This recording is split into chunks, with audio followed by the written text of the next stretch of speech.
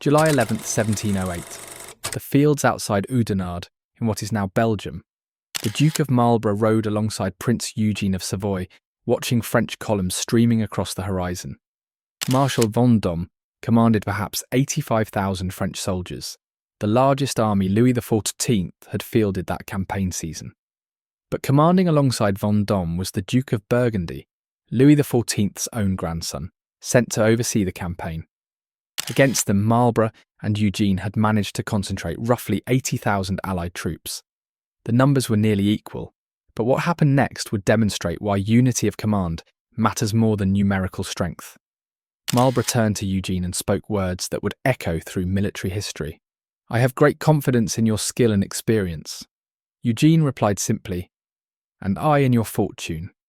Two Allied commanders speaking with one voice. Meanwhile, in the French camp, two rival authorities were about to tear their army apart through jealousy, pride, and conflicting orders. This is the story of Oudenarde, the day when perfect Allied coordination faced French command chaos. The battle where Dutch courage, British discipline, and Austrian tenacity combined to destroy French military prestige. And the victory that proved cooperation could triumph over the largest army Louis XIV ever fielded. Welcome to Britain's history. Today we're covering the battle where Allied unity faced French division, the engagement that showed how command disputes could destroy even the most powerful armies.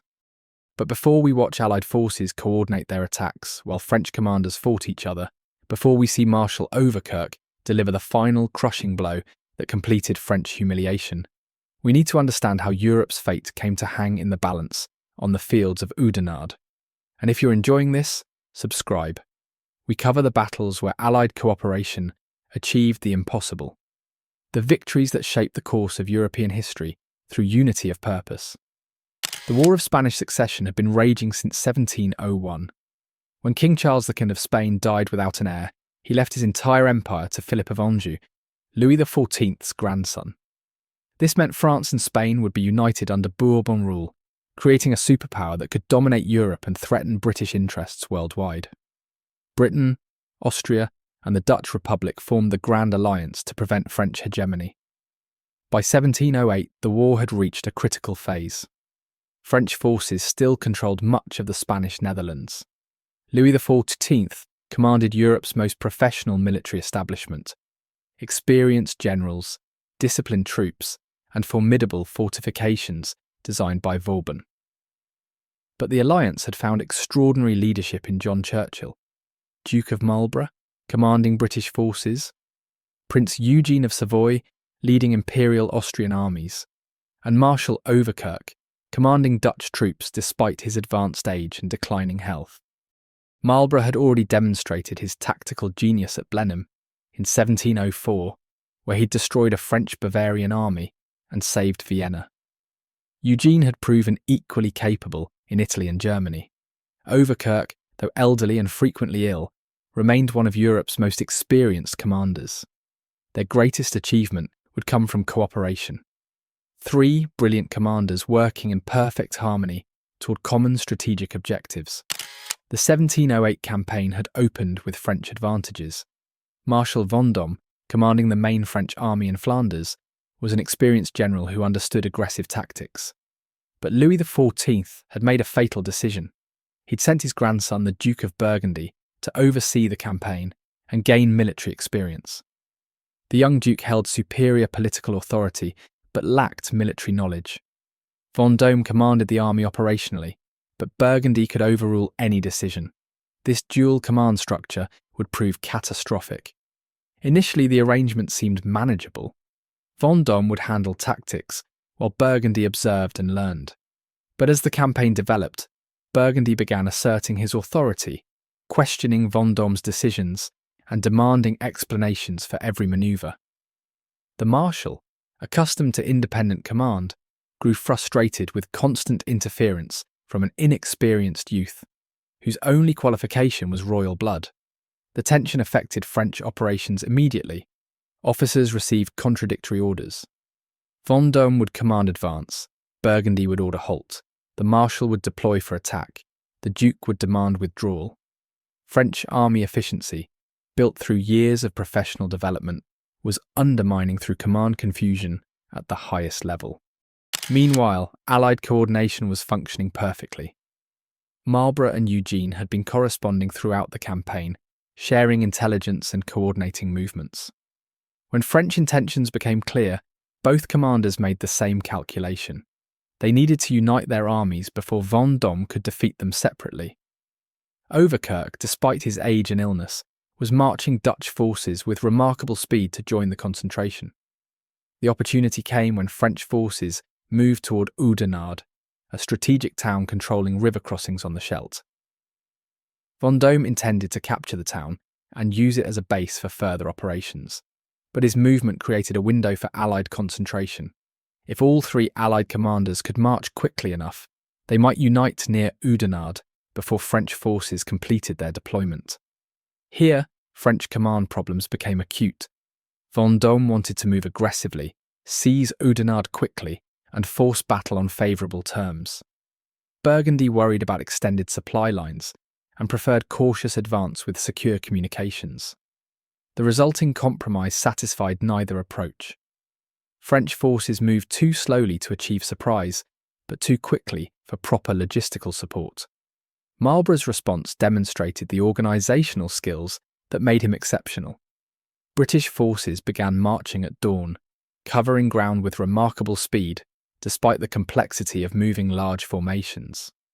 Discipline and professional training showed in the army's ability to maintain formation while moving rapidly across difficult terrain.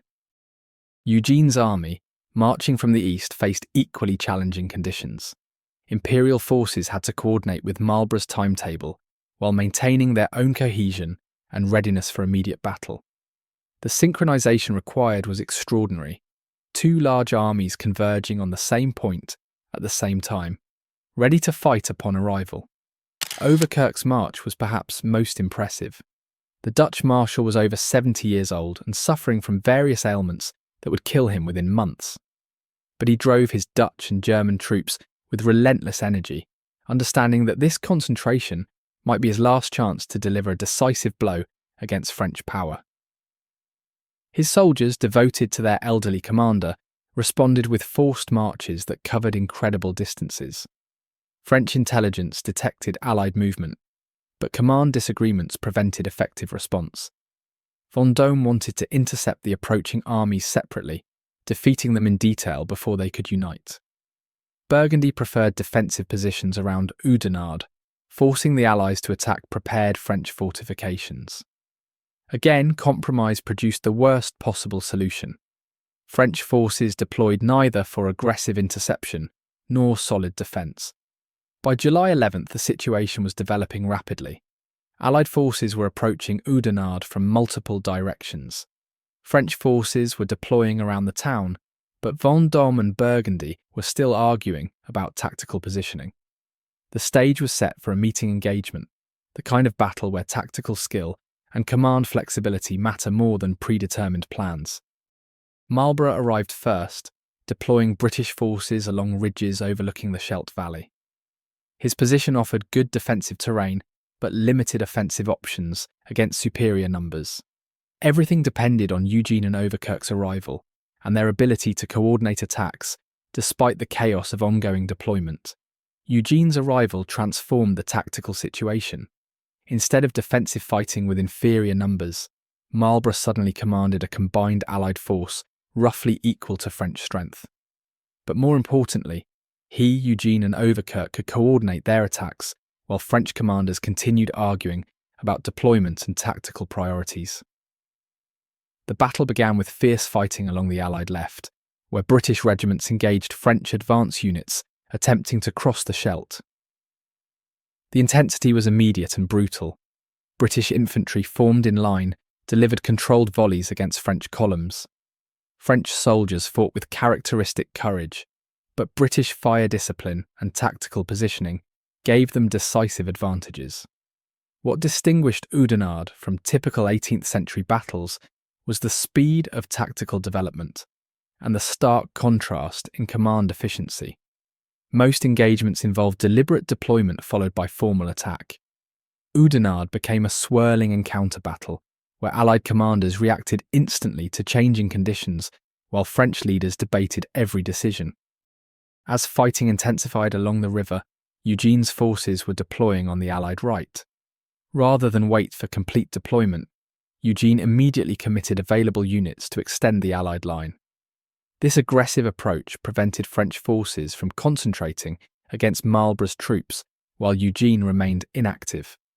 Coordination between the two commanders was seamless, each supporting the other's attacks automatically. French response was fatally delayed by command disputes. Vendôme saw the threat and wanted to attack Allied forces before their deployment was complete. Burgundy worried about committing troops without complete intelligence about Allied strength and positions.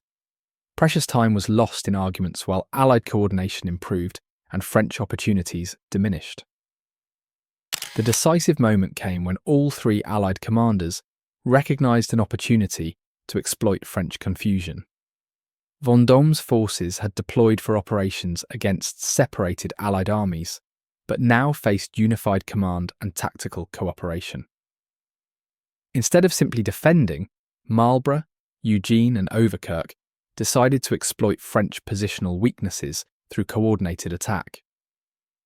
Marlborough ordered British cavalry to advance against French positions, while Eugene's infantry pressed forward on the right. Meanwhile, Overkirk was positioning Dutch and German forces for a massive flanking movement that would envelop the entire French right wing. The attack wasn't a single, coordinated assault, but rather a series of mutually supporting operations that prevented French forces from concentrating their defensive strength. British cavalry, led by experienced officers who understood shock tactics, crashed into French infantry, still forming defensive lines. The psychological impact was enormous.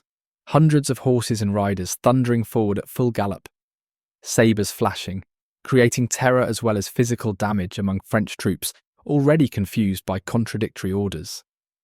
French resistance was fierce but uncoordinated. Individual battalions fought with desperate courage, but neither Vendôme nor Burgundy could establish unified command. Communications failed. Orders went undelivered or were countermanded immediately. French units found themselves fighting separate actions rather than contributing to coherent defensive operations. Eugene's infantry attack on the Allied right achieved exactly what tactical coordination should accomplish. As British forces pressed the French centre and left, Eugene's regiment struck French positions that were weakening to reinforce other threatened sectors. French commanders faced impossible choices: reinforce against Marlborough and allow Eugene to break through, or stop Eugene and let Marlborough's assault succeed. But the masterstroke came from Marshal Overkirk. Despite his age and illness, the Dutch commander had been manoeuvring his forces around the French right flank throughout the battle. As Marlborough and Eugene fixed French attention on direct attacks, Overkirk completed a massive envelopment that threatened to surround entire French formations. The elderly marshal's final military achievement was tactically brilliant. His forces struck French positions from an unexpected direction, creating panic among troops already struggling with command confusion. French soldiers, fighting desperately against attacks from multiple directions, began breaking formation as unit cohesion collapsed under impossible pressure. Vendôme tried frantically to reorganise his army's defence, but Burgundy's interference had created too much confusion. Orders arrived late, or not at all. Units that should have been supporting each other were isolated and defeated separately. The French army, proud and professional, was disintegrating through command failure rather than tactical incompetence. The psychological effect on French forces was devastating. These were veteran troops accustomed to victory. They'd fought successfully in multiple campaigns under competent leadership. But at Oudenarde, they faced something unprecedented. Unified Allied command executing coordinated attacks while their own commanders fought each other instead of the enemy. As French resistance crumbled, all three Allied commanders pressed their advantage with ruthless efficiency. Rather than allow French forces to withdraw in good order, Marlborough, Eugene, and Overkirk committed reserves to turn tactical success into strategic victory. French retreat became rout as Allied cavalry pursued broken infantry across the battlefield. The encirclement achieved by Overkirk was particularly devastating. Thousands of French soldiers were captured or killed as entire formations found themselves surrounded, with no escape route. The Dutch marshal's final victory was complete. French military prestige was shattered, along with their tactical formations. The numbers were staggering. French casualties exceeded 20,000 killed, wounded, and captured. Entire battalions were destroyed. Elite French regiments that had fought successfully for years ceased to exist as organised military units. The psychological impact on French military morale was incalculable, made worse by knowledge that defeat resulted from command disputes rather than enemy superiority. Allied casualties were significantly lower, perhaps 7,000 total from all three armies. The disparity wasn't accidental. Coordinated attacks had achieved maximum effect with minimum cost. Superior tactics and unified command had produced superior results through professional competence rather than numerical advantage. Marshal Vendôme's reputation never recovered from accusations that command disputes had caused the disaster. The Duke of Burgundy returned to Versailles, facing Louis XIV's fury over the destruction of France's finest army. French military confidence, built through decades of successful campaigns, was shattered by the knowledge that internal divisions could defeat even the most professional forces. The strategic consequences were immediate and profound. French control of the Spanish Netherlands was broken. Allied forces could now operate freely, threatening French fortresses and communication lines. The military balance in the Low Countries shifted permanently in favour of the Grand Alliance through Allied cooperation and French command failure. For Louis XIV, Oudenarde represented a catastrophic reversal. His most experienced army had been destroyed not by enemy strength, but by command disputes within his own forces.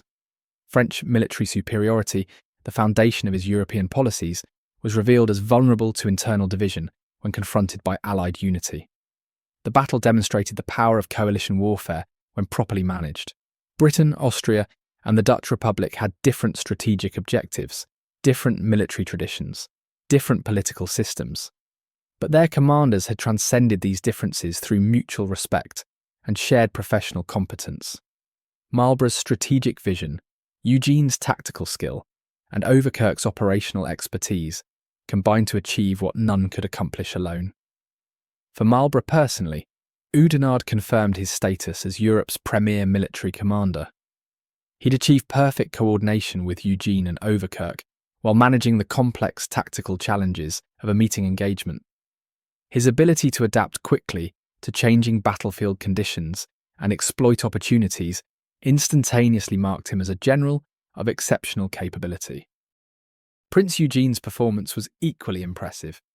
He'd marched his army with remarkable speed, deployed under fire, and coordinated attacks with both Marlborough and Overkirk, despite the chaos of ongoing battle.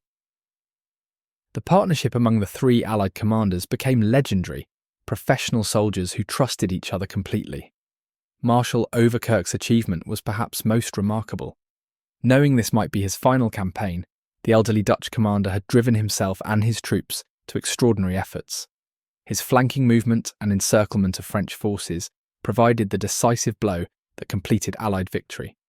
He would die within months, but his final battle was a masterpiece of operational art. The psychological impact across Europe was enormous. French military dominance taken for granted since Louis XIV's early wars was suddenly questionable. Protestant and Catholic powers alike could defeat France through superior leadership and tactical coordination. The balance of European power was shifting toward the maritime powers, Britain and the Dutch Republic, and their Austrian ally. French morale collapse wasn't limited to the army at Oudenarde. News of the defeat spread throughout French military establishments, creating doubt about French invincibility and fear of command disputes undermining future operations. Subsequent campaigns would show French commanders hesitating to engage Allied forces directly, choosing defensive strategies rather than seeking decisive battles. For the Grand Alliance, Oudenarde represented vindication of coalition strategy. Critics had questioned whether different nations could cooperate effectively in military operations, but Marlborough, Eugene and Overkirk had demonstrated that international partnerships could transcend national rivalries when leaders shared common professional values and strategic objectives. The battle also showed how professional military training produced tactical superiority when properly coordinated. British, Austrian, and Dutch regiments at Oudenarde performed with discipline and precision that reflected years of professional development, combined with unified command structure that allowed individual national strengths to complement each other. If this is the kind of military history that fascinates you, battles where unified Allied command triumphed over internal division, victories won through international cooperation against seemingly superior forces, moments when the course of European history pivoted on command decisions, then you know what to do. These are the stories that demonstrate how unity of purpose could triumph over the greatest military powers when they were divided against themselves. Thank you for watching Britain's history, the battles where Allied unity and British leadership changed the course of European history, told the way they deserve to be told.